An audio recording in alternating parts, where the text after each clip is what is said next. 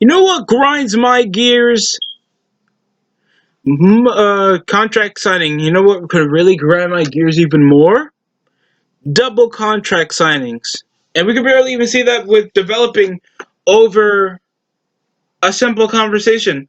We already opened the show with a blow off of Asuka getting jumped by both Bayley and Sasha Banks.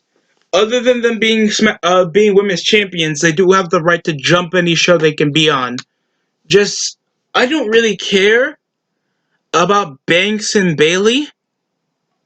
Moving up to the fact that these women look like Sasha looks like she's always going to look 19 until she gets to her 30s, and Dolph Ziggler's just here because somehow doing ongoing feuds with the same competitor is not in WWE's forte for some apparent reason. Because I actually like the interesting dynamic going by over MVP, building up a strong, dominant competitor out of Lashley, nearly like what they did on TNA. But they have the goal to just put two contract signings that just filler to build up on very little storytelling.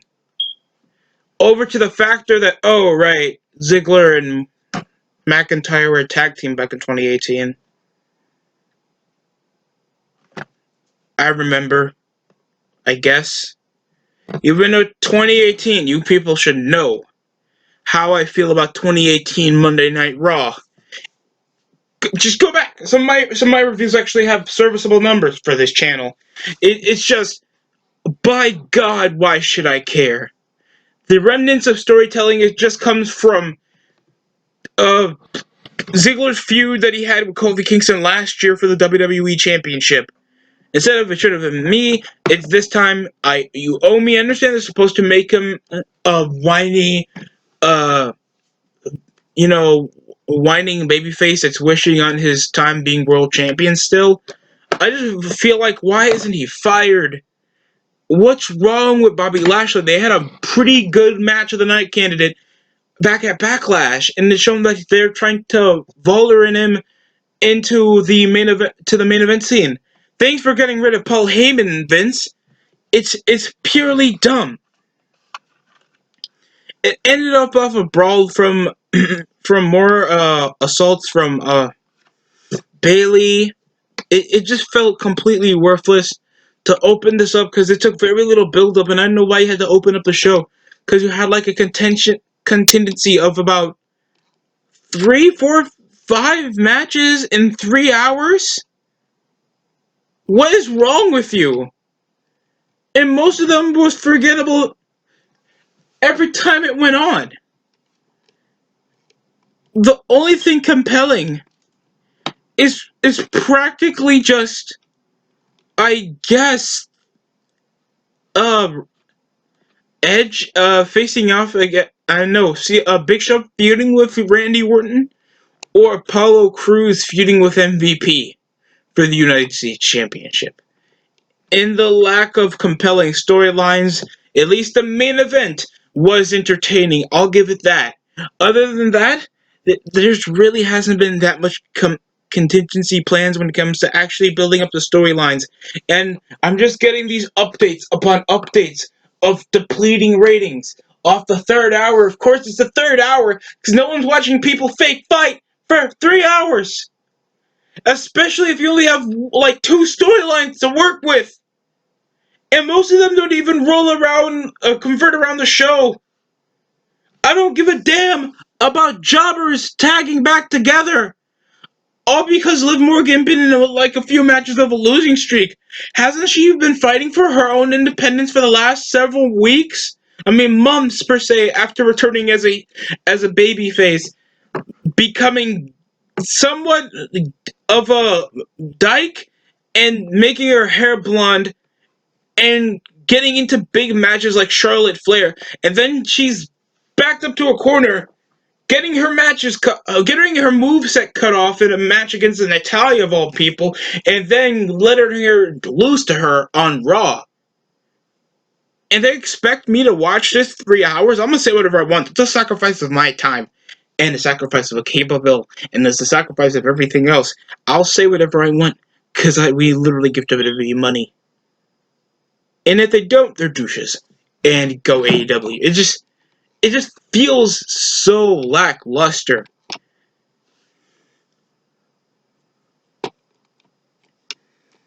Oh God, what else was on the show tonight? There was so much crap, especially on a freaking handicap match on Big Show's accord over Zelina Vega and Andrade trying to seduce the ref to let things go their way tonight, and it ended up with Charlie. They've been teasing as much as I want to see a sex tape involving Charlie.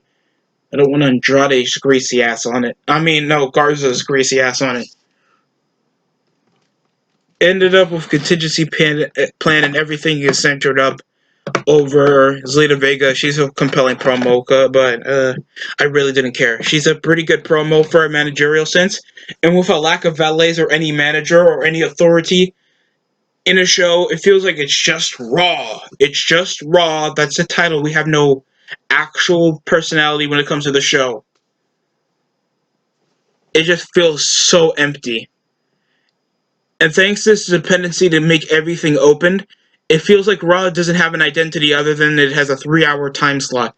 We have the Viking Raiders face off against Garza and Andrade after the Big Show literally called Orton, and then they made it a handicap match that they lost to Garza and Andrade. It just felt so panned in until the Viking Raiders came aboard. Bicycle knees, bicycle knees. It didn't. It did end with the Viking Experience losing. It's just, and then it just ended up with, oh no, we're not cool anymore. I don't really care. It just felt so weak storytelling that they're trying to bring up the split up angle when they barely had a bite of success. It was literally Austin Theory, Andrade, and Garza. Then they just split up immediately after just a few losing streaks. Like there was very little storytelling other than keeping the United States Championship on Andrade's arms.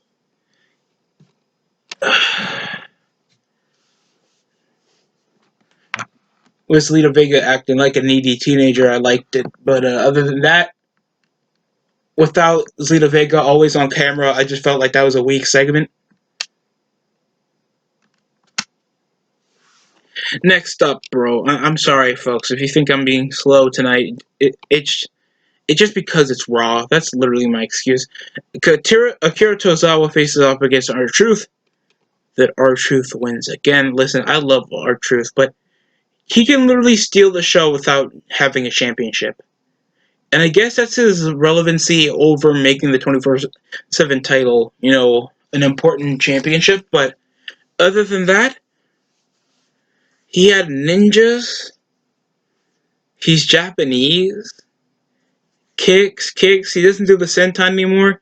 He's not in a cool little triangular, squarish gear and kick pads. I mean, other than that, he was just a perennial jobber. I guess this was supposed to give him more scene into the lower mid card scene, even though you're fighting for a jobber's belt. So I can care less. But it ended up with R-Truth winning off a 3 count over an awkward roll up. I didn't care. I can care less. They have no other mid carders because remember the guys chasing around R-Truth every time they were trying to get the 24/7 championship? Yeah, most of them were released. Eric Young, EC3, Drake, Maverick, No Way Jose. Uh, Jesus. Robert Roode's, I think, supposed to be on Raw now after the trade for Styles. It just felt like a nothing match. Even though the 24/7 championship can change anytime it can, they still have a tendency for no storytelling involving the 24/7 championship, except Akira Tozawa was in a segment involving the Viking Raiders against the Street Profits back at Backlash, and now he brings this big black ninja slave with him, and it just felt so dumb. I swear to God, there was no reason for this to be on television, or at least be in the wrestling ring. Rollins Murphy tag against Humberto and Aleister Black in a tag team match. I mean, other than that, we had a promo involving Rollins being like, "This is my gift to the world," and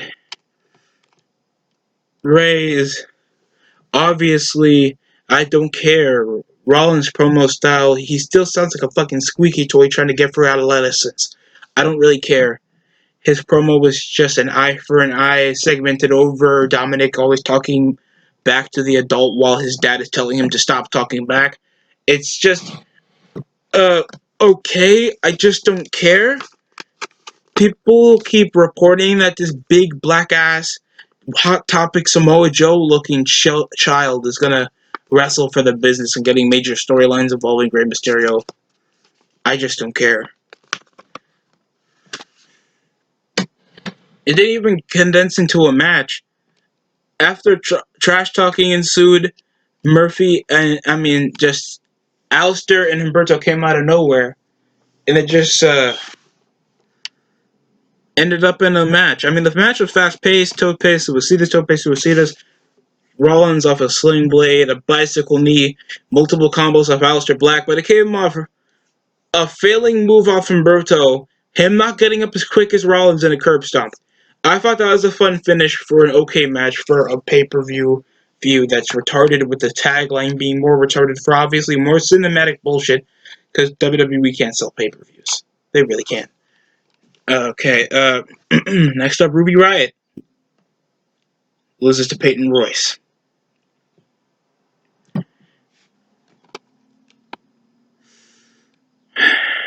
And over the time, it's like, oh, look at this.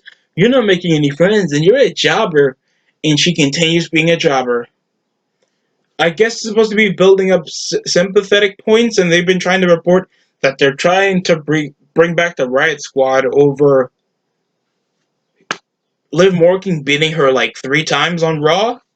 Yeah, that's worth a redemption storyline for, and I mean a reunion for a team that really nobody cared about. It was just a faction. Thanks to a lack of factions in the women's division to actually give some courtesy to watch, uh, people remember the Riot Squad. I don't give a damn about the Riot Squad. It's just there to be there.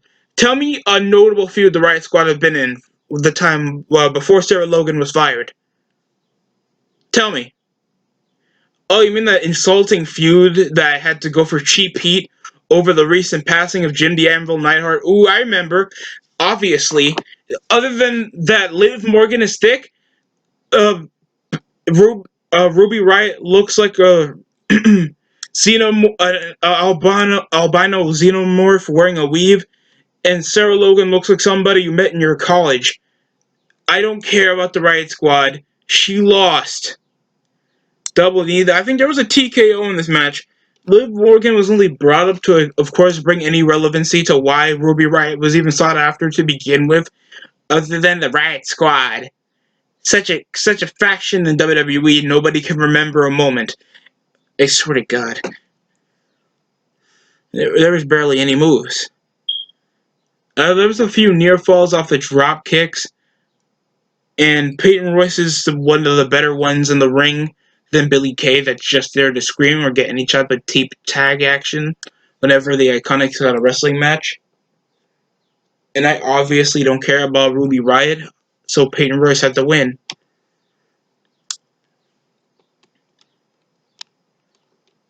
Next up, we had Apollo Crews against Lashley, I think it was Apollo Crews versus MVP. After that, we had Ricochet versus Lashley. And Ricochet got doused up as a freaking dog so much. He got busted open off the ring post, kept slamming him around everywhere, power bombs galore, until he finally hit the full Nelson. I think it took distractions for MVP to lose. Nearly lose the match. Drop kicks, moonsault. I think it took off a distraction off Lashley for the playmaker, then boom, that's it. So finally they made MVP win a match, clean, no less. So I guess we're trying to tease over front that the grizzled veteran MVP that has historic reigns with the U.S. title gets back on Apollo Crews. There was also a segment involving Apollo and Ricochet. Cedric Alexander was there. I didn't care. And it's like, how does it feel being a champion? Because Apollo's there without his U.S. championship.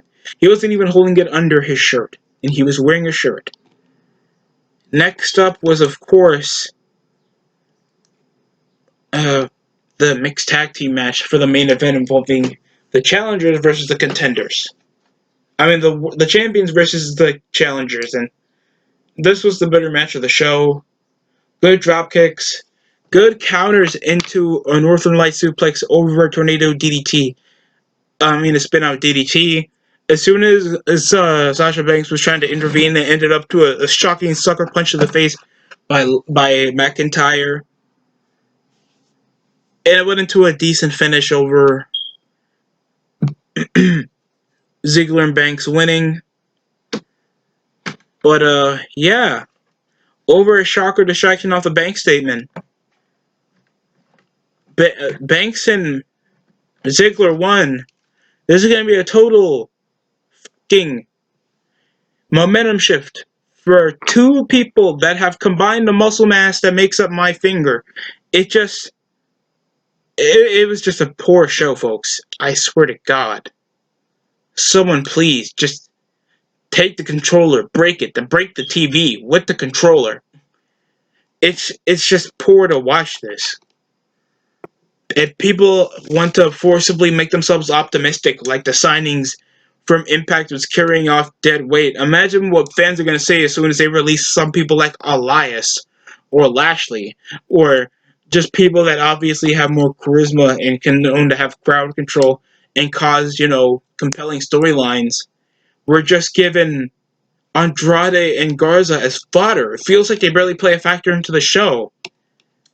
Ruby Riot's just there and she still loses matches. And they had this entire unnecessary fight in the beginning of the show to transition. We didn't even have music or anything. They were just fighting. And some people give it up because unpredictability. Is that what we account as unpredictability now? Everybody fights on Monday Night Raw. I don't understand what they thought was going to play a factor. Them not fighting? There wasn't even a word to set the thing off. How can you set off you can easily set off a crazy Japanese woman with green face paint on, and that's how they open up the show. You are brain dead if you actually thought that was a compelling opener. It just had them fighting, and then the dudes come out. What? This is supposed to be for children. What child do you know watches this unless their last wish was to meet Batista? Like, no one's going to actually waste their money to watch this. And thank God for COVID, because you have to watch embarrassing pay-per-views like Money in the Bank and Backlash and WrestleMania.